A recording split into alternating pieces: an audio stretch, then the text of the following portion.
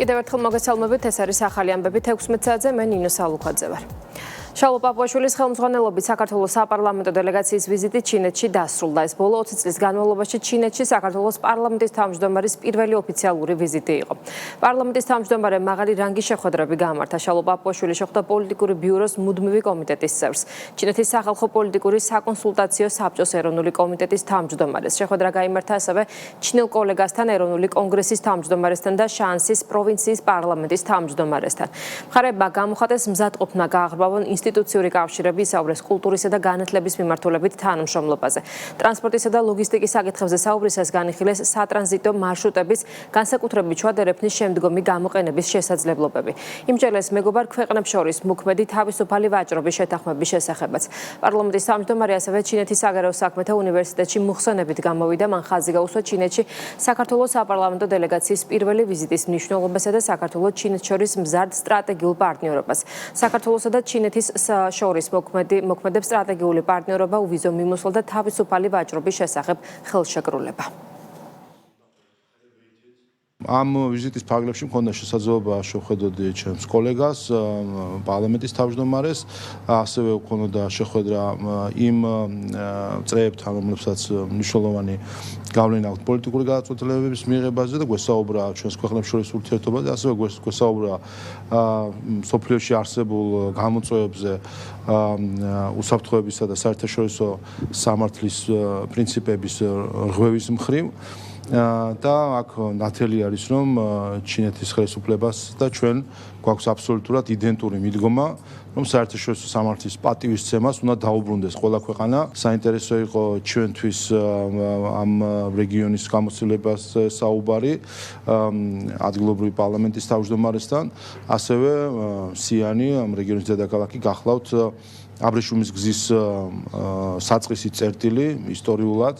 და ამ ხრივაც მნიშვნელოვანი არის. ჩვენ გქონდა რამდენიმე ერთობლივ პროექტზე საუბარი და იმედია, რომ ეს პროექტები თუ გამოვა, მაშინ საქართველოს მოსახლეობისთვის ძალიან დიდი სიურპრიზი შეგვიძლია, რომ შემდეგ შევთავაზოთ. ჩინეთისთვის შუადერეფანი მნიშვნელოვანი პროექტია. ისინი ამბობენ, რომ ყოველწლიურად ხედავენ, რომ ამ დერეფანში ტვირთების რაოდენობა იმატებს. ისინი, რა თქმა უნდა, პოზიტიურად უყურებენ ამ დერეფნის შესაძლებლობებს და საუბრებისას იყო განწყობა ისეთი, რომ ისინი მზად არიან, რომ კიდევ უფრო მეტი და მეტი ინვესტიცია ჩადონ ამ დერეფნის განვითარებაში. ჩინური მხარის მხრიდან გამოთქმული სურვილი, რომ კიდევ უფრო გაძლიერდეს ჩვენი ეკონომიკური და პოლიტიკური თანამშრომლობა, იყო ნამდვილად სერიოზული მესიჯი და რა თქმა უნდა ჩვენი ქვეყნის მზაობა იმ ურთულეს გეოპოლიტიკურ მოცემულობაში, როდესაც ირგვლივ ყველგან კონფლიქტური სიტუაციები არის, თავისთავად არის, რომ ვეძიოთ ძლიერი მეგობრები და პარტნიორები. კიდევ ერთხელ ვიმეორებ, რომ ჩინეთი ეს არის უძლიერესი სახელმწიფო, სადაც ბოლო რამდენიმე თვის მანძილზე დიდი შვიდეულის 5 ლიდერი იმყოფებოდა და მთელი მსოფლიოს მასშტაბით ქვეყნები ეძიებენ ჩინეთთან პარტნიორობას. 3 დღის განმავლობაში გქონდა ძალიან სერიოზული შეხვედრები, როგორც დედაქალაქში, ისე ამ შემთხვევაში ჩვენ ვართ შანსის პროვინციაში, ერთ-ერთი ისტორიული პროვინცია ჩინეთის და ვფიქრობ, რომ ამ ურთიერთობების განვითარება იქნება ძალიან კარგი. სხვათაშორის ბოლო რამდენიმე წლის განმავლობაში ყოველწლიურად იმატებს ჩინელი ტურისტების რაოდენობა საქართველოში და ესეც არის ძალიან მნიშვნელოვანი. როგორ აფასებს ბრიუსელი, შუაგულ ევროპაში, კოპენჰაგენში სამართალდამცველების მხრიდან მშვიდობიან მომიტინგებზე განხორციელებულ ძალადობას. მმართველი გუნდი ევრობიუროკრატებისგან განმარტებებს ელოდება. როგორც სახელმწიფო გუნდში აცხადებენ, დანიის დედაქალაქში მშვიდობიანი დემონსტრანტების ძალადობრივი მეთოდებით დარბევიდან ერთი კვირის თავზე ბრიუსელის დუმილი შემაშფოთებელია. მით უფრო იმ ფონზე, როდესაც საქართველოს ხელისუფლებას და სამართალდამცავ უწყობებს ძალადობრივი აქციების დროს პროპორციული ძალის გამოყენებისა და რევოლუციური პროცესების კანონის ფარგლებში აღკვეთის გამო თავს ეცხმოდენ. პარლამენტის თავმჯდომარის შეფასებით ეს სამწუხარო ორმაგით სტანდარტია, რომლითაც ევროპული ბიუროკრატია საქართველოსთან დაკავშირებით მოქმედებს და არასერიოზულია, როდესაც ასეთ ქვეყნიდან წარმომადგენლების შემდეგ სხვა ქვეყნების სტანდარტებზე მიუთითებენ. შეგახსენებთ, რომ საქართველოს პრემიერ-მინისტრმა ევროკავშირის სტრუქტურების ხელმძღვანელებს ღია წერილით გუშინ მიმართა მთავრობის მეთაური მშვიდობიანი მომიტინგების წინააღმდეგ არამართლზომიერი ძალის გამოყენების გამო ევროკავშირის ლიდერების მხრიდან მოვლენების შეფასებას ითხოვს. მე ვისურვებდი რომ სერიოზულად მიუდგნენ ადამიანის უფლებების მდგომარეობას ევროკავშირში ბრიუსელის ჩინოვნიკები, ვინაიდან ჩვენ ხედავთ და არა მხოლოდ ჩვენ, ამერიკის შეერთებული შტატებისგანაც მიიღეს კიდევ უფრო მწვავე კრიტიკა. ეს არ არის დანიის შემთხვევაშიც გამონაკლისი ადამიანის უფლებების მხრივ, განიას ძალიან მძიმე ისტორია აქვს ადამიანის უფლებების დარღვევისა. 10 წლეულების განმავლობაში 90-იანი წლების ჩათვლით, იცით რომ გრენლანდიის მოსახლეობის ქალი მოსახლეობის ნახევარის იძულებით და მოტყუებით სტერილიზაცია განახორციელა დანიის ხელისუფლებამ, მაშინ როდესაც იყო ევროკავშირის წევრი უკვე. დაწერდა სოციალურ ექსპერიმენტებს გრენლანდია ბავშვებზე, რომელსაც იტაცებდნენ მათი ოჯახებიდან, გამოჰყავდათ და უგზავნავდნენ საკუთარ მშობლიურ ენაზე საუბარს და სოციალური ექსპერიმენტი იყო, რომ აღეზარდათ ჭეშმარიტ დანიელ მოქალაქეებად. არც ერთი მთელი ეს სისტემა, რომელიც შეფასებული იქნა ასევე როგორც გენოციდი ზოგიერთი გრენლანდიელი პოლიტიკოსის მხრიდანაც, არ არის გამოძიებული დღემდე, არავინ არ არის დასჯილი. სამწუხარო არის, როდესაც შემდეგ ასეთი ქვეყნიდან წარმომადგენლები შემდეგ სხვებს ესაუბრებიან ხოლმე რაიმე სტანდარტებზე. ჩვენ უნდა გავითავისუფლოთ თავი იმ კომპლექსებისგან, რომელსაც ცდილობდნენ, რომ წლების განმავლობაში მოეხვიათ ქართველი ხალხისთვის. თვითონ ჩვენ ვართ რაღაც მეორე ხარისხოვანი ერი, ბოლომდე არ განვითარებული ერი, თითქოს დანიამ თუ გერმანიამ თუ სხვა ქვეყანამ უნდა გვასწავლოს, როგორი არის სწორი ცხოვრება, როგორია სწორი ევროპელობა, როგორ არის სწორად ქვეყნის შენება.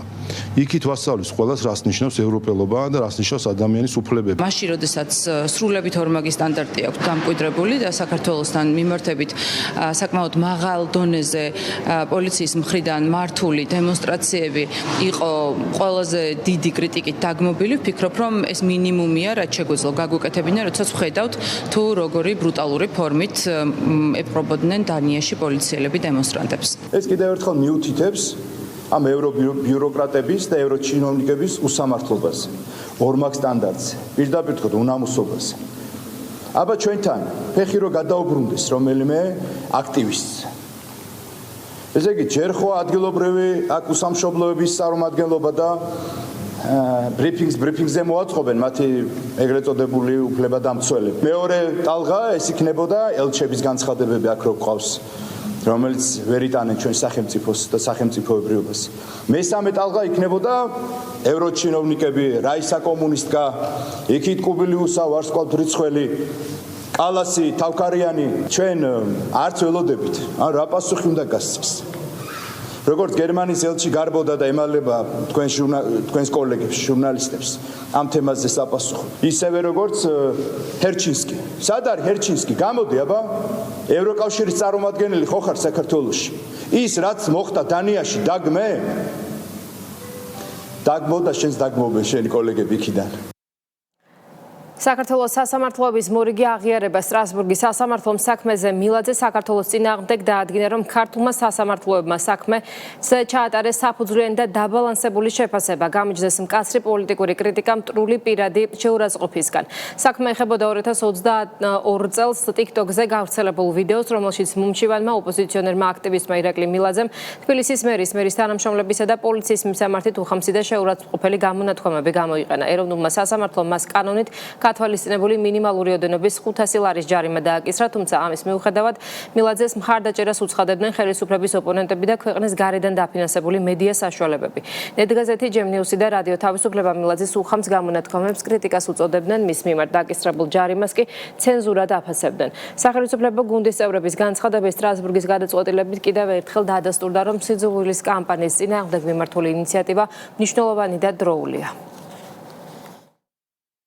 საქმეში მილაძე საქართველოს წინააღმდეგ სასამართლომ დაადგინა, რომ გამოხატვის თავისუფლების დარღვევას ადგილი არ ქონია. ქართულმა სასამართლოებმა საქმეზე ჩაატარეს საფუძვლიანი და დაბალანსებული შეფასება, გამიჯნეს მკაცრი პოლიტიკური კრიტიკა მტრული პირადი შეურაცხყოფისგან, რომელიც კონვენციით დაცული არ არის. სასამართლომ განსაკუთრებით გაითვალისწინა გამოყენებული აგრესიული და ვულგარული ენა, აგრეთვე ფართოდ გამოყენებულ სოციალურ პლატფორმაზე გავრცელებული სექსუალური ხასიათის პირადი შეურაცხყოფის შესაძლო გავლენა, განსაკუთრებით ახალგაზრდებზე. ეს ყველაფერი ჩვენ თუ დავაკვირდებით, არის სრულიად გარედან თავს მოხვეული სიძულვილის კამპანიები, შეგახსენებ და მათ შორის აი გუშინი იყო ზუსტად სტრასბურგის სასამართლოს გადაწყვეტილება, რომელმაც საბოლოო ჯამში ბეჭედი დაუშვა საქართველოს ხელისუფლების პოლიტიკას და სრული მხარდაჭერა არის ამ გადაწყვეტილებით ამ პოლიტიკის მიმართ. ეს საქმე სტრასბურგში წაიღო საქართველოს ახალგაზრდა იურისტთა ასოციაციამ. ვისგან ფინანსდება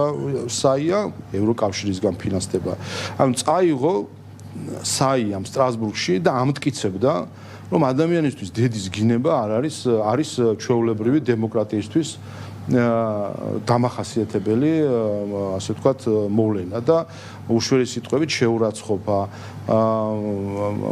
სიძულვილის ენა ეს უნდა იყოს ჩვეულებრივი დისკუსიის დემოკრატიული ასე ვთქვათ, მსჯელობის ნაწილი. პოლარიზაცია რაც არის და ხელოვნურად არის წახალისებული გარკვეული არასამთავრობოების თუ საერთაშორისო ორგანიზაციების მხრიდან და განსაკუთრებით ახალგაზრდების ჩართულობით.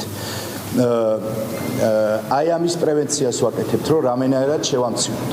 ბუნებრივია, სრულად ამის აღმოფხვრა ალბათ რთული იქნება, მაგრამ მნიშვნელოვან დროს შემცირდეს, ამისთვის დიახ, მნიშვნელოვანი ბერკეტები აქვს შესაბამის უწყებას. სააკაშვილ ბლოკერია გვარამიას ალიანსის წევრებს შორის ისევ დაპირისპირება. 18 მაისს ალიანსის წევრებმა შეხვედრა გამართეს, თუმცა რეგიონებში აქტივისტებთან გამართული შეხვედრების მსგავსად ნაცმოძრაობა არც ამ შეხვედრაში მონაწილეობდა. სააკაშვილის პარტიაში ამბობენ, რომ ოპოზიცია აქციისთვის ემზადება და შეხვედრა ტექნიკური ხასიათის იყო, თუმცა რატომ არ ესწრებოდნენ ნაცმოძრაობის წარმომადგენლები აქციის მოსამზადებელ შეხვედრას, ლაშა ფარულავა ვერ განმარტავს. პარტიებს შორის დაპირისპირებასთან დაკავშირებული კითხვები აღიზიანებთ ალიანსის წევრებს. გიორგი ვაშაძე კითხვებს თავს არიდებს და ამტკიცებს, თითქოს სააკაშვილ გვარამიან ბლოკერიას ალიანსი კვლავ ერთიანია. ოპოზიციურ პარტიებს შორის დაპირისპირება კი არ უკვირთ სახელმწიფო გუნდში. მათ აქვთ მოლოდინი, რომ ეს გაერთიანება წინა ალიანსების მსგავსად დაიშლება. რაც შეეხება უშუალოდ აქციას, ქართულ ოცნებაში ხალხს უსვამენ, რომ 26 მაისს ქვეყანაში უმნიშვნელოვანეს თარიღს ქვეყნის დამოუკიდებლობის დღეს აღნიშნავენ. ოპოზიციური მარგინალთა ჯგუფი კი ცდილობს, რომ გარედამკვეთების დირექტივები შეასრულოს.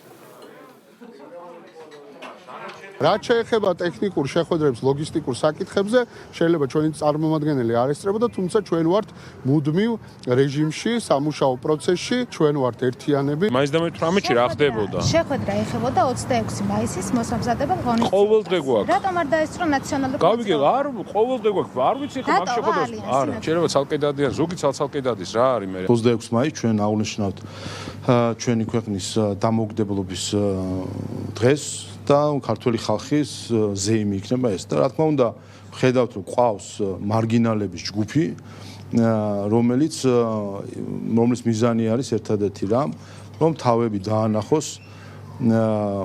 დაანახოს თავის პატრონებს ასე რომ ეს დანახების პოლიტიკა რომელიც მათ აქვს შეუძლიათ ასე აწარმოონ და იყვნენ თავის დამკვეთებთან ამ ურთიერთობაში ქართული ხალხი აღნიშნავს დამოუკიდებლობის დღეს და იქ იქნება ქართული ხალხი დამოუკიდებლობის დღის აღსანიშნავად. ეს მარგინალური ჯგუფი პოლიტიკოსებისა თუ აქტივისტებისა მხოლოდ ერთი რამით არის დაინტერესებული, რომ რაიმენაირად ასიამოვნონ უცხოელებს, რომელიც მათ დაკვეთებს აძლევენ. ჩვენი საზოგადოება თვალყურს ადევნებს, თუ როგორი დაპირისპირება არის შექმნის დღიდანვე ალიანსის და მე დარწმუნებული ვარ და ყოველთვის ვამბობდით ერთ რამეს, რომ ეს ალიანსი არის განწირული დაშლისკენ, ისევე როგორც ყველა ალიანსი, რომელსაც ისინი ცდილობდნენ, რომ შეექმნათ და შესაბამისად ეს წინასაარჩევნო პერიოდში იყო თუ არჩევნების მერე ისე იშლებოდნენ და გამომდინარე აქედან ჩვენ უყურებთ სწორედ ამ პროცესს, რომ რეალურად ადამიანები, რომელთა ხედვებიც აბსოლუტურად განსხვავდება ერთმანეთისგან,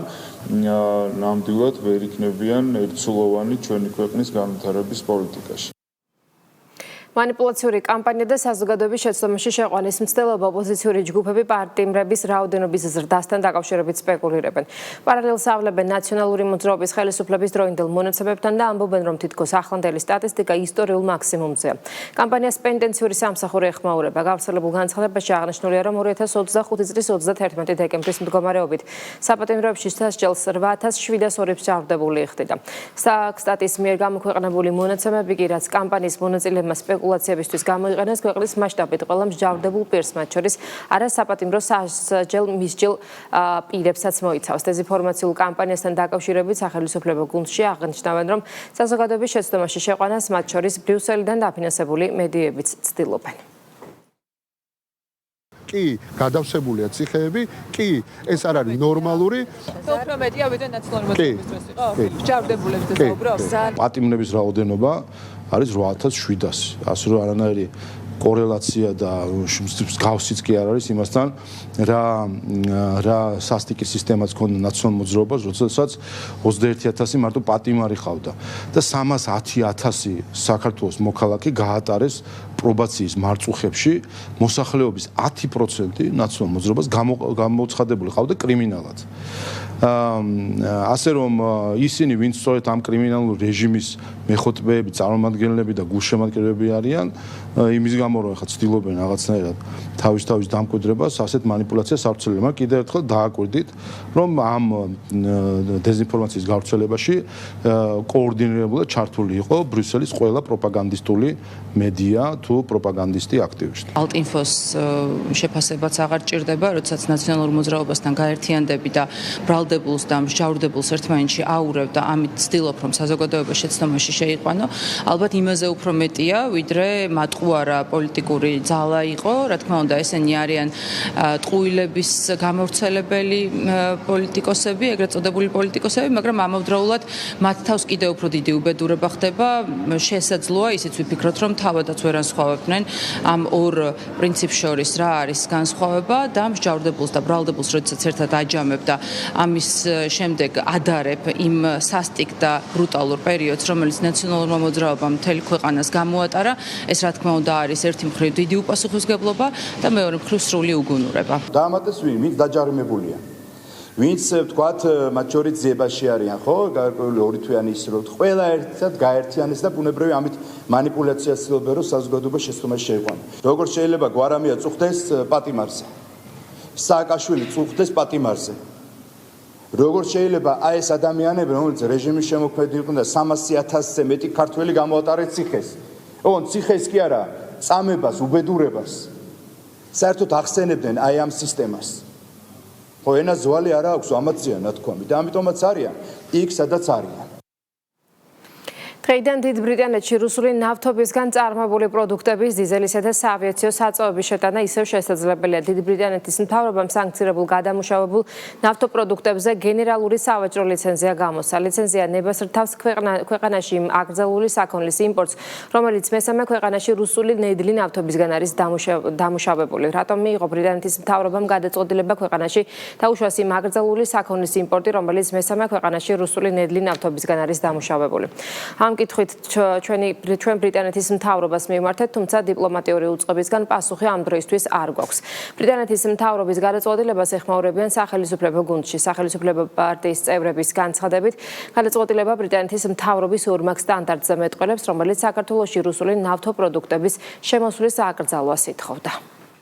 ეს ნიშნავს მხოლოდ ერთ რამეს, თუ რამდენად ფარისეველი არის ბრიტანეთის მთავრობა, რომელიც საქართველოსგან პირდაპირ ითხოვდა, რომ საქართველოსში არ შემოსულიყო რუსეთიდან ნავთობპროდუქტები. დღეს ვიგებთ ამას, რომ თავად ბრიტანეთმა გააუქმა სანქციები თურმე რუსეთის და რასაც ეძახდნენ, რომ რუსეთთან ვაჭრობა ნიშნავს, რომ მას აძლევს საშუალებას, რომ ტანკები გამოუშვას და შემდეგ უკრაინელებს ესწროს. აი ტანკებისთვის უნდა ფული მისცეს მათივე ლოგიკით თუ ვისაუბრებ, ვიმსჯელებთ რუსეთს.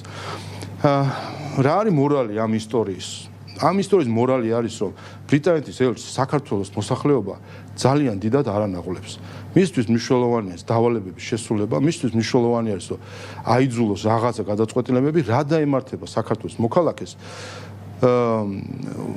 კორექტულად რო ვთქვათ, ნაკლებად აღელვებს ბრიტანეთის ელჩს.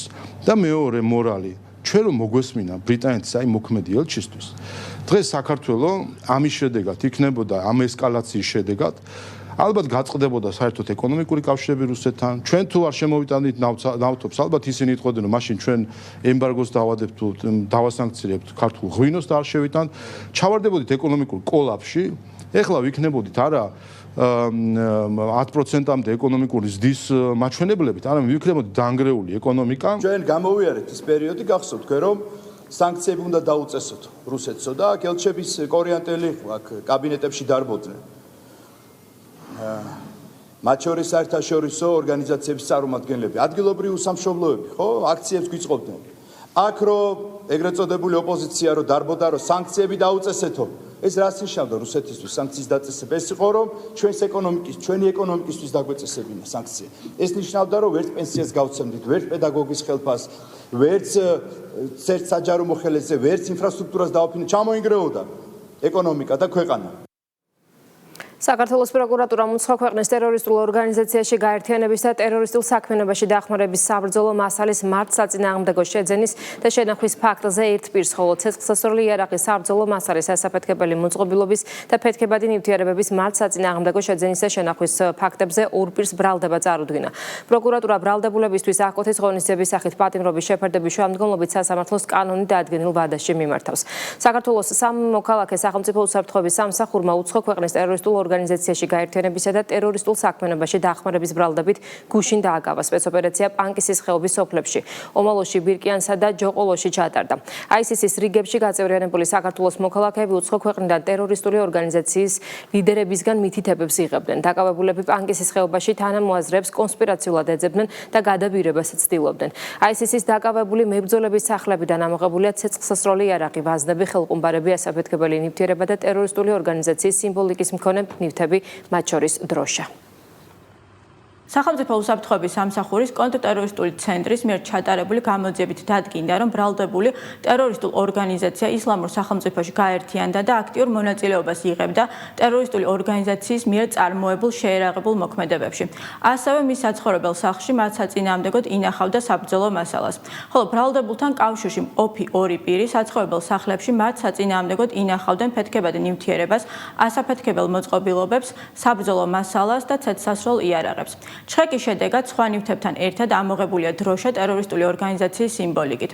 ერთ პირს ბრალდება უცხო ქვეყნის ტერორისტულ ორგანიზაციაში გაერთიანების და ტერორისტულ საქმიანობაში მისი დახმარების, ასევე საბრძოლო მასალის მართლსაწინააღმდეგო შეძენის და შენახვის ფაქტზე წარედგინა, რაც სასჯელი სახე და ზომა 17 წლამდე თავისუფლების აკვეთას ითვალისწინებს.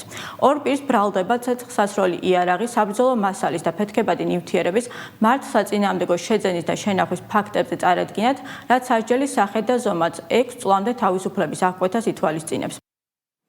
საქართველოში ქრისტიანობის სახელმწიფო რელიგიად გამოცხადების 1700 წლის იუბილე მასშტაბური საგანმანათლებლო და კულტურული ღონისძიებებით აღენიშნება. ღონისძიების შესახებ მთავრობის ადმინისტრაციაში საქართველოს მთავრობის და საპატრიარქოს ერთობლივი კომისიის სხდომაზე იმშელეს. კომისიის თავმჯდომარეები არიან პრემიერ-მინისტრი ირაკლი კობახიძე და სრულიად საქართველოს კათოლიკოს პატრიარქი უწმინდესი და უნეტარესი შიო მესამე. საიუბილეო ღონისძიებები, რომლებიც 26 მაისიდან დაიწყება, 1 ივნისიდან მასშტაბურ სახეს მიიღებს და როგორც კულტურულ საგანმანათლებლო პროგრამას, ისე სამეცნიერო კონფერენციებსა და სტუდენტურ ექსპედიციებს მოიცავს. ქრისტიანობის სახელმწიფო რელიგიად გამოცხადების 1700 წლის იუბილეს აღსანიშნავი ღონისძიებები სვეტიცხოვლობის დღესასწაულის ჩათვლით გაგრძელდება. 14 ოქტომბერს დაგეგმილია სიმპოზიუმი თემაზე ღმერთის სამშობლო ადამიანი. საიუბილეო ღონისძიებები საქართველოს მთავრობისა და საპატრიარქოს კოორდინაციით განხორციელდება. დაგეგმილია საგანმანათლებლო შემეცნებითი, ადგილობრივი, საერთაშორისო, კულტურული, სამეცნიერო და ძალიან მრავალფეროვანი პროგრამა. ვფიქრობ, რომ 1 ივნისიდან, წმინდა ნინოს საქართველოს შემობრძანების დღიდან ეს მოძრაობა უკვე საიუბილეო ღონისძიებები უკვე ძალიან დიდ მასშტაბს მიიღებს. შევჯერდით საბოლოოდ იმ აქტივობებზე, რომელიც საპატრიარქოს მიერ არის შემოთავაზებული და რომელიც სახელმწიფოს მხრიდან მხარდაჭერილი არის. სულ მალე უკვე დაიწყება ამ დღესასწაულის აღნიშვნა. მე-12 კლასელებისთვის დღეს ბოლო ზარი დაირეკა. ამ დღის აღსანიშნავად ქვეყნის მასშტაბით საჯარო სკოლებში სხვადასხვა ღონისძიებები იმართება. აბიტურიენტებს სკოლის დაამთავრება, განათლების მეცნიერებისა და ახალგაზრდობის მინისტრმა მიულოცა და ბოლო ზარის აღსანიშნავ ღონისძიებაში მიიღო მონაწილეობა. კივი მიქანაძემ დამამთავრებელი კლასების მოსწავლეებს სამახსოვრო წარწერების დაუტოვა და ცხოვრების მომდევნო ეტაპზე წარმატებები უსურვა. დღეს მე ვაანალიზებ თუ აი რამდენად მომენატრება ეს სკოლა, როცა ხვდები რომ всё აღარ მომიწევს დილით ადრე ადგომა, გაღვიძება და აი ეგ ნაწილები ამ სკოლის ძალიან მომენატრება. დღეს მე დავამშვიდობები ჩემს კლასელებს, რომელთანაც 12 წელი გავატარე. და თითოეული მათგანი ძალიან მომინატრევა, თითოეულ მათგანთან მე ძალიან ბედნიერი მოგონებები დამრჩება. დღეს ყველა ახალგაზრდისთვის უმნიშვნელოვანესი ეტაპი დგება, ვამთავრებ სკოლას და გადავდივარ ცხოვრების ახალ ეტაპზე და ერთდროულად სევდიანიც არის ეს და ერთდროულად სახალისოც არის. ყველა აბიტურიენტს უსურვებს წარმატებას გამოცდებზე და ცხოვრების ეტაპზე. ძალიან სასიხარულო და ემოციური არის დღევანდელი დღე და ამავდროულად გარკვეულწილად სევდიანი. გამომდინარე იქიდან, რომ 12 წლის განმავლობაში ძალიან დიდი ცხოვრებისეული ეტაპი გამოვიდეს ჩვენმა საამაყო ახალგაზრდებმა და დღეს სკოლას ემშვიდობებიან. იმ განათლების კერას, სადაც მათ ცოდნასთან ერთად ძალიან მნიშვნელოვანი აღზრდა მიიღეს. და ემშვიდობებიან თავის უსაყვარლეს მასწავლებლებს, იგივე მშობლებს, ადამიანებს, რომლებთანაც ისინი სადაც არ უნდა წავიდნენ, მთელი ცხოვრება დაკავშირებული იქნებიან. თბილისის მასშტაბით დაზიანებული საგზაო ინფრასტრუქტურა უახლოეს პერიოდში ღამის საათებში მოწესრიგდება. უკვე გამოვლენილია გამარჯვებული კომპანია, რომელიც ქალაქის მასშტაბით შესაბამის პროექტებს განახორციელებს. როგორც დედაქალაქის მერმა მთავრობის ხდომაზე აღნიშნა, ზამთრის სეზონიდან მოყოლებულმა უმინდობამ და ტემპერატურის მკვეთრად ცვალებადობამ დედაქალაქში საგზაო ინფრასტრუქტურა დააზიანა. შესაბამისად, სამუშაოები არა მხოლოდ ცენტრალურ ქუჩებზე, არამედ შიდა საუბნო გზებზეც მოწესრიგდება. ყველა დამეთანხმებით, ვინც ქალაქში, სხვადასხვა რაიონებში, უბნებში გვიწევს გადაადგილება, პრობლემები გვაქვს გზის ნაწილში. არის კონკრეტული გზის მონაკვეთები, რომელიც დაზიანებულია და საჭიროებს აუცილებელ ჩარევას. ჩვენ გამოცხადებული გვქონდა ტენდერი აღნიშნული მიმართულებით, უკვე გვყავს გამარჯვებული კომპანია, რომელიც მთელი ქალაქის მასშტაბით, განსაკუთრებით ღამის საათებში აბსოლუტურად არა მხოლოდ ცენტრალურ ქუჩებზე, შიდა საუბნო გზებზეც მოვახდენთ შესაბამის რეაგირებას და პროექტი იქნება განხორციელებული, რომ საგზაო ინფრასტრუქტურა მთელი ქალაქის მასშტაბით იყოს მოწესრიგებული.